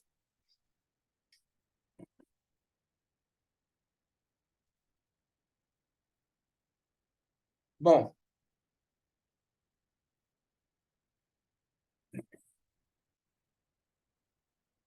vou ver aqui como é que estamos. Temos tempo de começar a falar sobre a dilatação térmica, que é um efeito da temperatura, da variação de temperatura. Agora sim, dilatação térmica, pessoal, é algo que caiu pouquíssimo no Enem de 2009 para cá. Caiu muito pouco mesmo, de 2009 para cá, esse conceito de conteúdo de dilatação térmica. Mas é um conteúdo que tem uma capacidade de contextualização enorme, porque existem várias situações que envolvem a dilatação térmica, né? Hoje a gente tem na construção civil as chamadas juntas de dilatação. E aí, eu já vi pessoas chegarem em edificações não. Quem aqui já viu alguém? Me digam aí, por favor, respondam essa pergunta que eu vou fazer. Duas perguntas que eu vou fazer para vocês. Primeira pergunta. Vocês já viram em uma laje de uma construção civil, uma laje, colocarem isopor? Quem já viu aqui? Levanta a mão. Agora tem que responder com sinceridade. Quem já criticou o isopor na laje, dizendo assim, opa, isso, rapaz, como é que essa laje vai aguentar? Como é que bota isopor na laje? Meu Deus, que absurdo, como é que pode? Não sei o quê, não sei o quê, não sei o quê. Quem já criticou, já viu alguém criticando? Quem já criticou, já viu alguém criticando isso? O isopor na laje.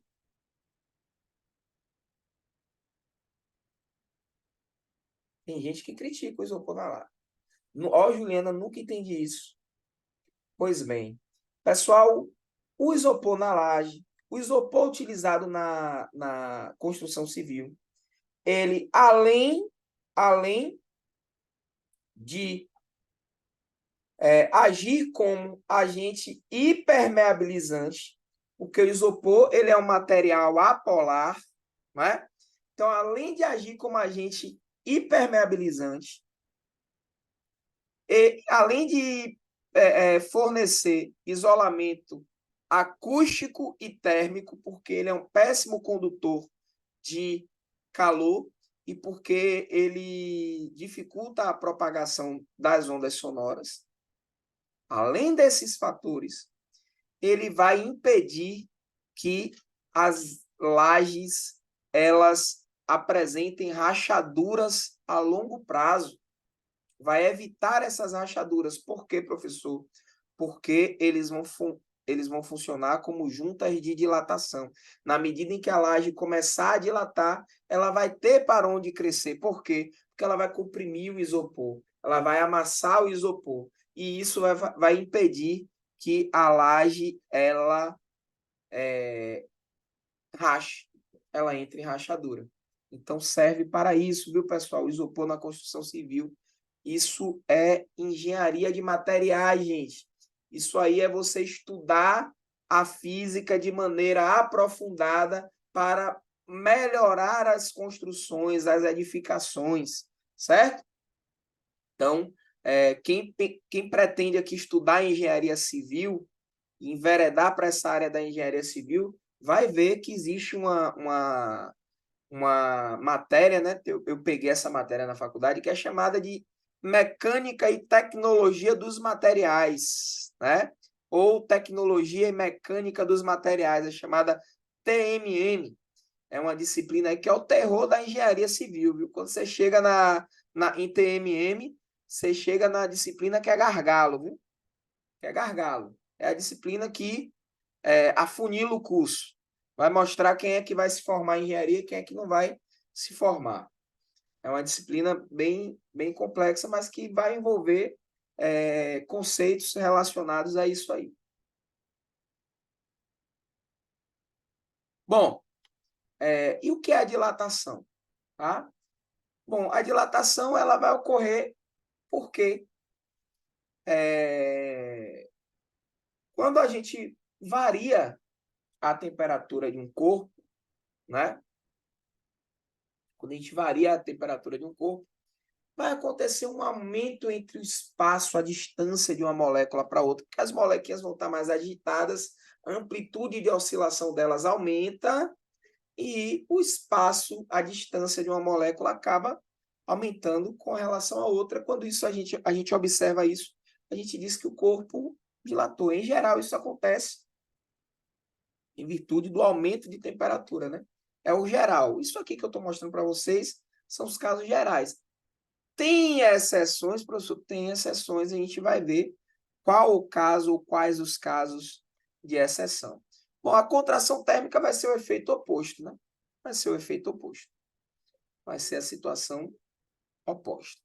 A dilatação térmica ela pode ocorrer em sólidos, de maneira linear, superficial e volumétrica, em líquidos e gases, só que líquidos e gases a gente vai observar essa dilatação apenas no aspecto volumétrico, certo? Bom, o que é a dilatação linear? Então, imagine que eu tenha a dilatação linear de um sólido.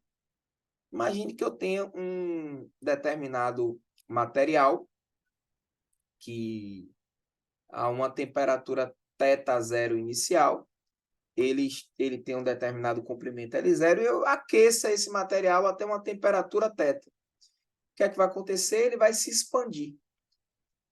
Quando ele se expandir, a gente vai observar aqui o seguinte, que o seu comprimento ele vai crescer, né? Uma das medidas que vai aumentar o seu comprimento, vai crescer, de modo que ele sai do comprimento inicial L0 e vai para um comprimento final L, crescendo um valor ΔL. Esse valor ΔL que ele cresceu é justamente o que a gente vai chamar de dilatação linear.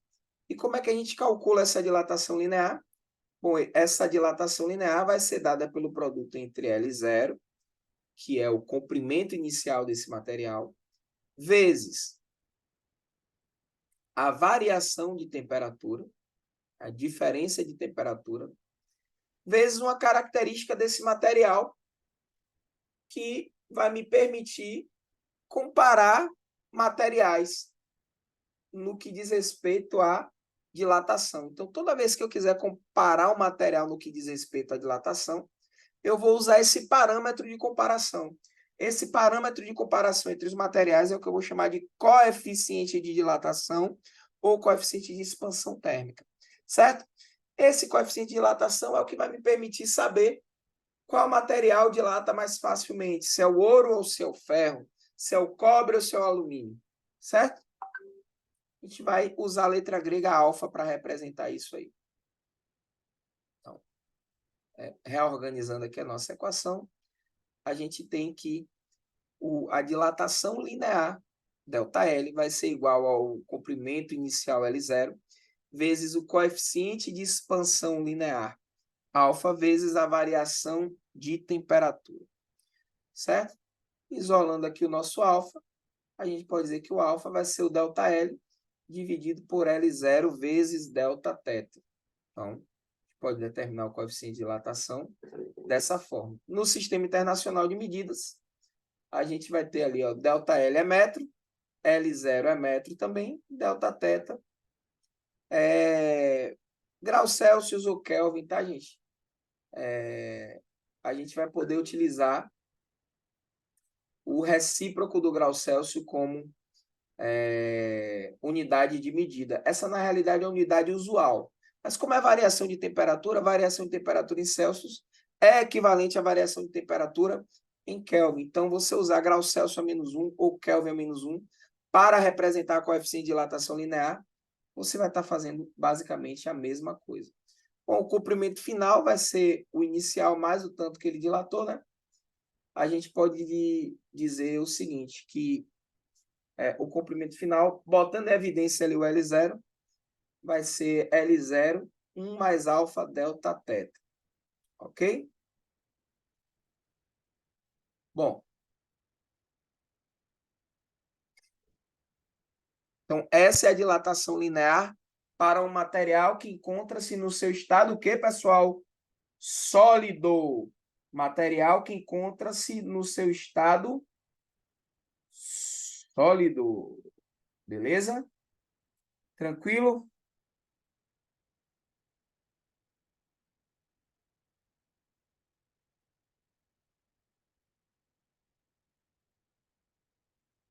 De boa?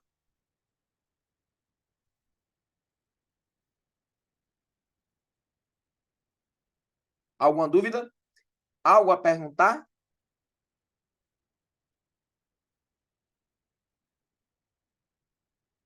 Tá tudo suave, né? Tudo tranquilo e tudo favorável. Vamos seguir nosso baile aqui. Opa.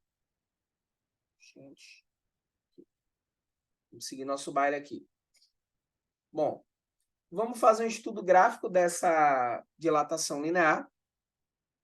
Pegar um gráfico aqui de comprimento em função da temperatura, certo? Então, L lá, o comprimento em função da temperatura. Para uma temperatura inicial θ0, eu tenho um comprimento inicial L0. Na medida que eu vou aumentando essa temperatura, esse comprimento L vai aumentando. Bom, eu posso dizer ali que L menos L0 é o ΔL, né? E θ menos θ0 é o Δθ.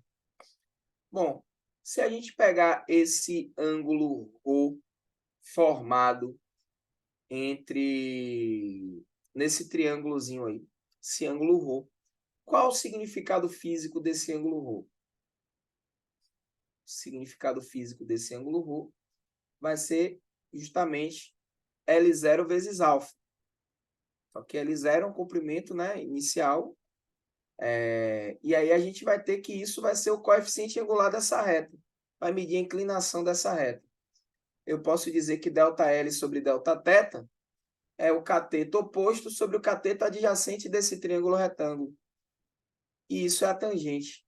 Né? Então, a tangente de ρ vai ser igual a L0 vezes alfa. Isso aqui mede a inclinação da nossa reta. Fisicamente, qual é o significado disso? Se essa inclinação é maior, significa dizer que o material dilata mais facilmente. Se essa inclinação é menor, significa dizer que o material dilata com maior dificuldade. Então, eu vou construir aqui agora uma questão do Enem, que vai cair esse ano, e que vai cobrar isso. Então, imagine aqui que eu faço o seguinte, ó. Tem um gráfico aqui de comprimento em função de temperatura. E aí aqui eu tenho 5 materiais. Material A, material B,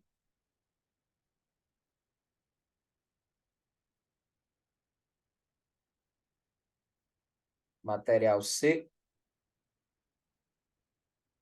Ui!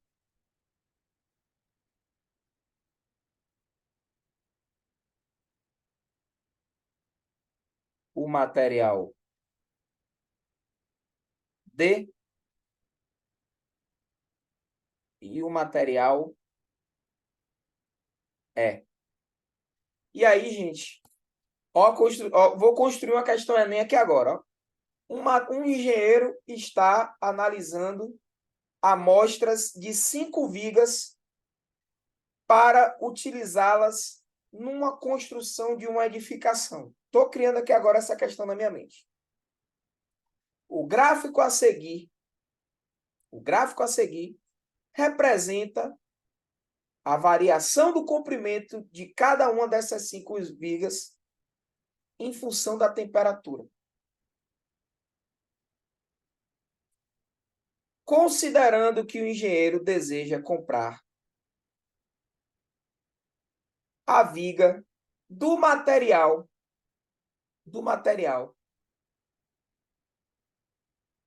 que apresente menor coeficiente de dilatação. Qual dos 5 materiais ele deve escolher? A, B, C, D ou E? Eu quero que vocês respondam aí para mim no chat. 1 minuto para vocês responderem. Coloque a resposta que você acha.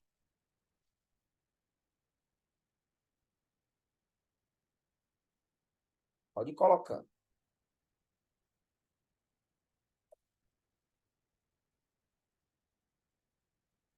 É assim que a gente pega as pessoas. Ó. Só tem 2 pessoas até agora assistindo a aula. Né? De 10, só tem 2, que só 2 responderam para mim aqui até agora. Olha. Vocês não querem vaga, não, gente? Vocês não querem vaga de federal, não, é? Vocês não estão afim de vaga de federal, não? Vocês não estão afim, não? Acho que vocês deviam estar afim de vaga de federal, viu?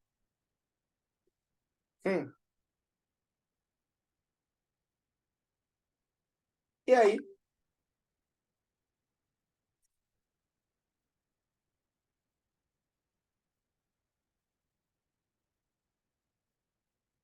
30 segundos.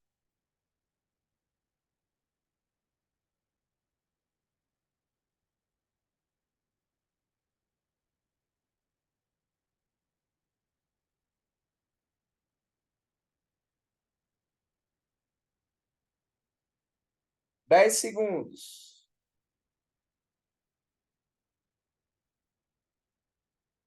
9, 8. 2 pessoas só. O E, gente, tem menor inclinação, vai ter menor coeficiente de dilatação, certo? Então, letra E mesmo. Beleza? Bom, dilatação superficial e volumétrica vai ser algo muito análogo à dilatação linear. Dilatação superficial, eu tenho dilatação de área, 2 dimensões. Dilatação volumétrica, eu tenho dilatação de espaço, 3 dimensões. Então, a maneira de você proceder vai ser muito análoga, as fórmulas vão ser muito parecidas. Dilatação volumétrica vai ser, superficial vai ser igual à área inicial vezes o coeficiente de dilatação superficial, certo? Vezes a variação de temperatura. Então, coeficiente de dilatação superficial do material. Esse coeficiente de dilatação superficial é 2 vezes o coeficiente de dilatação linear, já que agora eu tenho 2 dimensões, ó. Por isso que eu multiplico o linear por 2. A dilatação volumétrica do solo, ou do sólido, perdão, né? Eu tenho um aumento de volume, de espaço, né? Então, essa dilatação volumétrica, ΔV, vai ser dada pelo produto de V0, a variação em temperatura, pelo coeficiente de dilatação volumétrica. A gente usa a letra grega gama para representar isso. Superficial, a gente usa a letra grega beta. No volumétrico, a gente usa a letra grega gama, né? Então, ΔV é igual a V0 vezes gama vezes delta teta. Onde esse gama é 3 vezes o alfa. Gama é 3 vezes o alfa. Coeficiente de dilatação volumétrica do material no SI tem a mesma unidade de medida do coeficiente de dilatação superficial e do coeficiente de dilatação linear, certo? V igual a V0, 1 mais gama delta teta. As fórmulas, elas são muito, muito análogas, muito, muito, muito parecidas, certo? Professor, a gente vai estudar dilatação de gases, vamos, é dilatação volumétrica, só que a gente faz esse estudo na parte de teoria cinética dos gases. Seguindo aqui nosso baile, para os líquidos, como o líquido não tem forma própria, o líquido assume a forma do recipiente que os contém, então a gente vai ter o seguinte, a dilatação volumétrica do líquido, ela vai ser estudada, a dilatação do líquido vai ser estudada só numa perspectiva volumétrica, você não estuda dilatação do líquido numa perspectiva linear, tampouco superficial, é somente volumétrica, tá? Em geral, os líquidos eles dilatam mais facilmente que os sólidos, certo? Tem coeficiente de dilatação volumétrica maior do que o coeficiente de dilatação volumétrica de um sólido, certo? Então, imagine aqui que eu tenha um líquido, que está a uma determinada temperatura inicial, dentro de um recipiente, e eu aqueço esse conjunto, certo? Eu vou aquecer esse conjunto. Bom, a dilatação que realmente o líquido vai ter sofrido vai ser o quê? Vai ser dada pelo quê? Estou aquecendo esse líquido, ó. Na medida que eu estou aquecendo esse líquido, o recipiente está dilatando, não é? e o líquido está dilatando. Só que o líquido ele dilata mais fácil do que o recipiente, porque ele tem um coeficiente de dilatação maior do que o recipiente. Então, quanto é que vai ser a dilatação que o líquido sofreu? Vai ser a dilatação que o recipiente sofreu, mais o tanto que transbordou. A gente chama esse tanto que transbordou de dilatação aparente. Então, o que é que a gente vai chamar a dilatação real do líquido? A dilatação que ele realmente sofre é a dilatação do frasco, né, do recipiente, mais essa dilatação aparente. Aparente é aquela que transbordou. Então, por exemplo, você botou uma panela cheia de água até a boca e botou para ferver. Vai ter uma parte dessa água que vai transbordar, né? A dilatação do líquido vai ser a dilatação que o recipiente sofreu, mais essa água que transbordou, mais esse volume que transbordou. É por isso que toda panela ela tem um nívelzinho ali, né? Dizendo, ó, você coloque água até essa marquinha aqui, não passe dessa marquinha, porque se você passar dessa marquinha, a água provavelmente vai transbordar. Então, isso acontece em virtude do comportamento de dilatação da água, né? Dilatação dilata mais facilmente do que a panela. Certo? Bom, a gente vai pegar aqui ó, essa relação entre essas dilatações. Como o volume inicial, a variação de temperatura vai ser a mesma para todos, a gente vai poder ter uma relação entre os coeficientes de dilatação. Então, o coeficiente de dilatação real do fluido vai ser o coeficiente de dilatação aparente mais o coeficiente de dilatação do recipiente. Ok? Ou do frasco. Isso é a mesma coisa. Então, qual é a diferença da dilatação de um líquido para a dilatação de um sólido? Quando a gente está observando a dilatação do sólido, a gente está observando também a dilatação do recipiente que contém esse líquido na dilatação do fluido, porque o fluido vai estar contido no recipiente. A gente vai precisar levar em consideração isso. O Enem cobrou uma questão disso em 2009, gente, que era uma questão de um posto de gasolina que estava adulterando combustíveis. Essa questão vai estar no nosso material para vocês já irem treinando nesse final de semana. A gente vai resolver questões disso na segunda-feira. Vai ser uma aula predominantemente de resolução de questões. Certo? Bom, na fase sólida, a gente tem a formação dos retículos cristalinos, né? Espaço de agregação intermolecular, a gente tem esse espaço menor, né? Na fase líquida, a gente vai ter um espaçamento maior, né? Quando o gelo se funde, que rompe essas pontes de hidrogênio, as moléculas elas estão mais livres, né?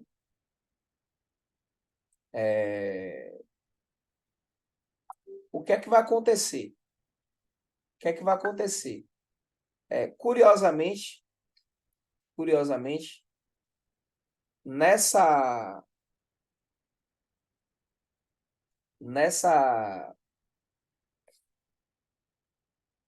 situação, a gente vai ter, nessa situação de fusão, de ruptura dessas pontes de hidrogênio, é como se as moléculas de água elas se arrumassem melhor. Como se elas se arrumassem melhor. É tipo assim, ó, pense no seguinte, imagine que você tem aquela caixinha de colocar o dominó, e você arruma aquilo ali de uma maneira bem aleatória. Você não consegue fechar a caixinha. Mas quando você arruma direitinho, você consegue fechar a caixinha. A mesma coisa vai acontecer. Em virtude disso, a gente vai observar que na faixa de 0 graus Celsius até 4, nessa faixa de 0 até 4 graus Celsius, quando você está aquecendo a água, ao invés da água ela se dilatar, ela se contrai. De 0 a 4 graus Celsius. Se você estiver voltando de 4 para 0 graus Celsius, Ao invés dela contrair termicamente, né? Eu estou diminuindo a temperatura, esperava que houvesse uma contração térmica, mas na realidade ela se dilata. A gente chama esse comportamento de comportamento anômalo da água. Se a gente lembrar que a densidade é a massa sobre o volume, a massa específica é a massa sobre o volume, a gente vai ter que a 4 graus Celsius, a 4 graus Celsius, a água ela vai ter seu volume mínimo. Ela vai ter seu volume mínimo, ela vai ter sua densidade máxima, certo? Em 4 graus Celsius, a água possui densidade máxima. É isso que as questões elas vão explorar, certo? A gente vai visualizar isso, por exemplo, nesses lagos que são congelados. Ó. Então, acima aqui na superfície, a gente tem menos 10 graus Celsius, por exemplo. Aí forma uma camada de gelo. Essa camada de gelo ela vai estar separada da água, né? Vai estar criando uma espécie de isolamento térmico. Você vai ter a água ali a 0 graus Celsius. Lá embaixo você tem a água a 4 graus Celsius. Isso vai gerar essas correntes de convecção. Os peixinhos vão estar lá naquela parte mais baixa, né?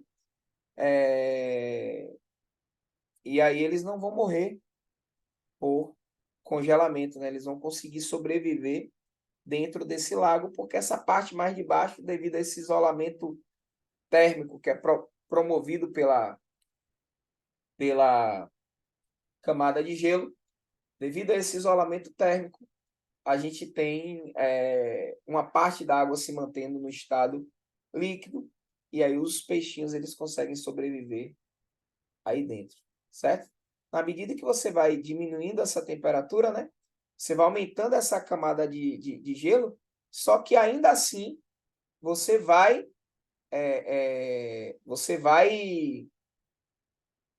mantendo e intensificando esse isolamento térmico, né? Dificultando essa troca. Então, os peixinhos vão estar lá embaixo, ó, por mais espessa que seja essa camada de gelo, os peixinhos vão estar lá embaixo